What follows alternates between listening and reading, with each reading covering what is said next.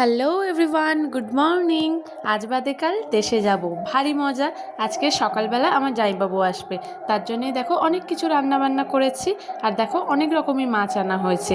ফার্স্টে ম্যাগি খেয়ে বসে পড়লাম রান্নায়। আজকে অনেক কিছু রান্না করেছি। তো দেখো বিট ভাজা করেছি, কুমড়ো বেগুন ভেজেছি, আর মাছের ডিম দিয়ে না বড়া বানিয়েছিলাম।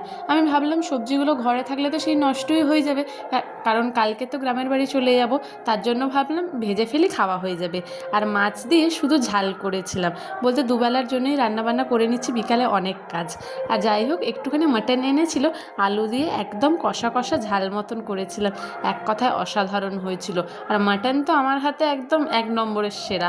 তো যাই হোক, নিজের অনেক গুণগান করে নিয়েছি। তারপরে চিংড়ি দিয়ে, কুমড়ো দিয়ে, আমশি দিয়ে টক করেছি। আর কোথাও যাওয়া মানে বাড়ির পুজো মানে শুধু নতুন নতুন জামা কাপড়। তো যাই হোক, লেবেল কাটতে তো খুবই ভালো লাগে। যাই হোক, নতুন নতুন জামা কাপড়গুলো কেটে কুটে একদম ভালো করে ট্রলিতে গুছিয়ে নিলাম, কারণ সকাল সকালই রওনা দেবো। তো আজকের এখানেই শেষ করলাম, কাল আবার দেখা হবে।